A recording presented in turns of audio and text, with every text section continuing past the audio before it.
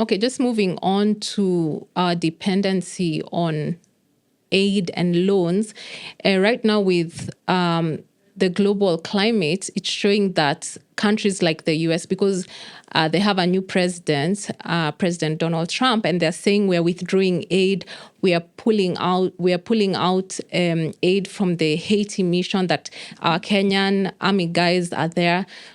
How will we raise this additional money? Because if 68% of our money goes into paying debt, where we cannot just rely on maybe 32% to run a whole government, to pay salaries, to develop for education.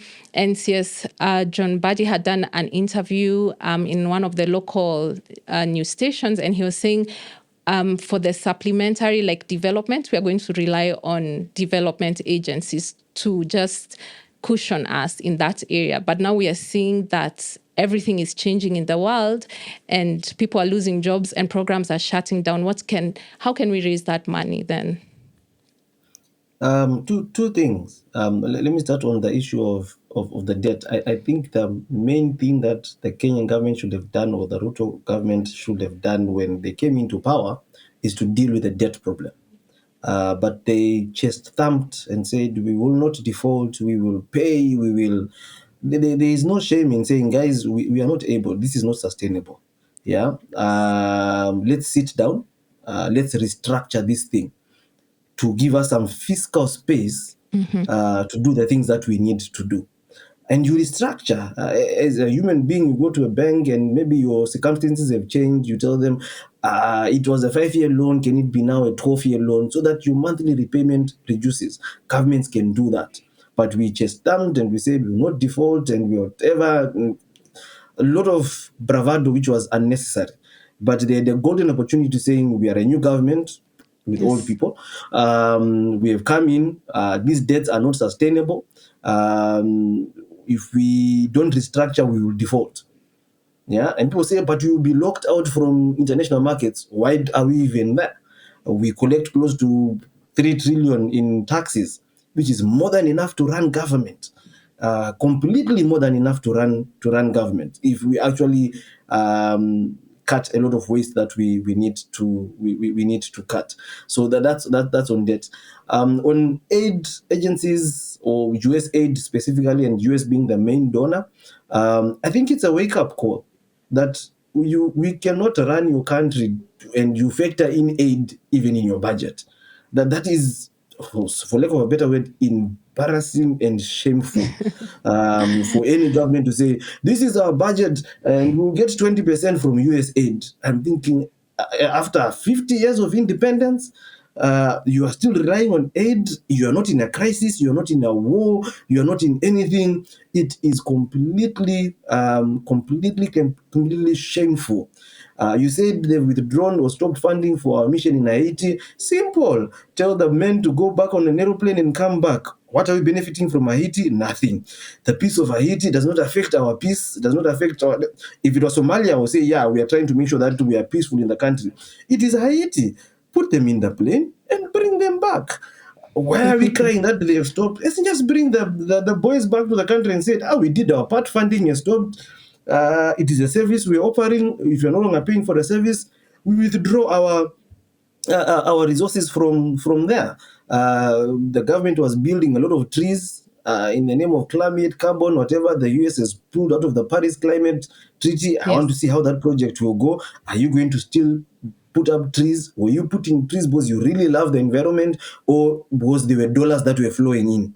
So I think when aid stops, that's when the government will have to look at the 3 trillion and say, do we pay our MPs the highest in the world? Do we give them big cars and gasolers? Do we renovate State House, or do we buy tablets for malaria? But as long as they know we can build State House, malaria tablets will come from USAID, the mosquito nets will come from USAID, and mosquito nets, surely. So I think it is a wake-up call, and I actually hope that aid stops from coming, so that they can actually stop and say, guys, spending 4 billion renovating the roof of State House is not a priority. We need to drill boreholes to get water. Yes.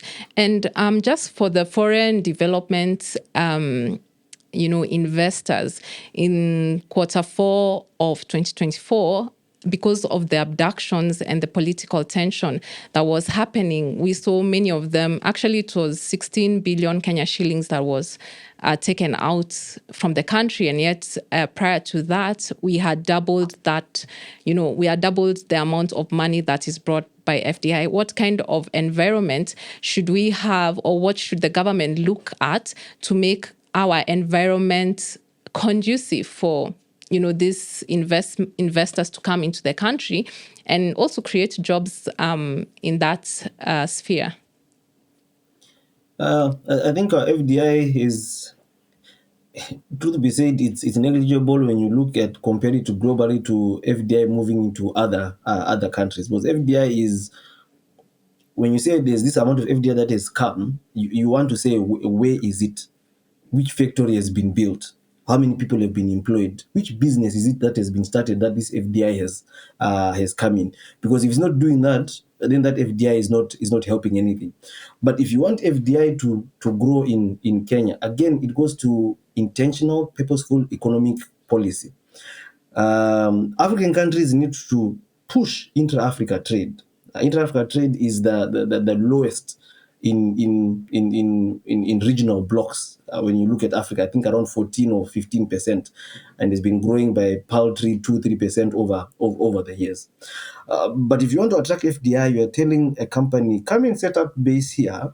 I will give you access to Uganda, Rwanda, whatever, free access. This is access to 200 million people. But for FDI to come to Kenya just for the sake of the Kenyan market, you're not going to see that grow much, because truth of the said, we have like 45, 50 million people. Half of them are young people. The amount of people that earn more than 100,000 and less than 1%, 2% of the 2 million people in the formal sector. So there's no purchasing power. That's why when companies come, they realize there's no money here. With the PR, Kenya is very good in PR. So the companies will come, and then they start business, they realize, but there's no money. And that's why they shut down as the same rate that they start up.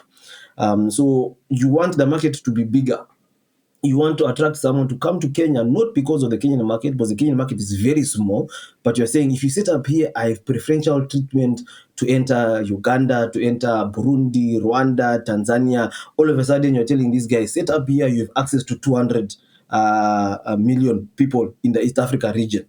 Do your deals with like the previously, before Trump left and Biden came, they were about to do the US deal with Kenya, which will allow them some duty-free things. You will do that, and you tell a guy who has a quota in Bangladesh and say, you're only allowed $500 million of textiles into the USA a year. Come set up your factory here, produce your textiles from here, buy cotton from here. I have 1 billion access to the US via AGOA. Yes. Because the rule is point of origin. If the factory is in Kenya, you can export as much as you want to the US. You have created employment. You have gotten FDI to come. You are getting skills to your people. Your cotton industry starts growing, and now you're sending textiles to the US. You're also earning import fees and everything. You need to have a plan for FDI. You can't just say, come to Kenya, we are peaceful, we are whatever. That is not going to attract. People make business decisions, and business decisions are made on, if I come to Kenya, what is in it for me? Will I get a market? Will I get access to these places? And that's how you attract foreign direct investment. That benefits the population and grows GDP at the same point in time. Yeah, so it's not, I think there's an interview I'd mentioned about the fallacy of the middle class. Like, we have a huge middle class, but when we look at when companies and industries came to set up here, they were dismayed that they were not able to sell as much. Like Cadbury's went to Egypt. And yes, that's so giving access, having a good strategic plan, not just saying that we have a huge middle class here, but maybe the way we are geographically located, we can, you can trade with different countries in the region. Okay.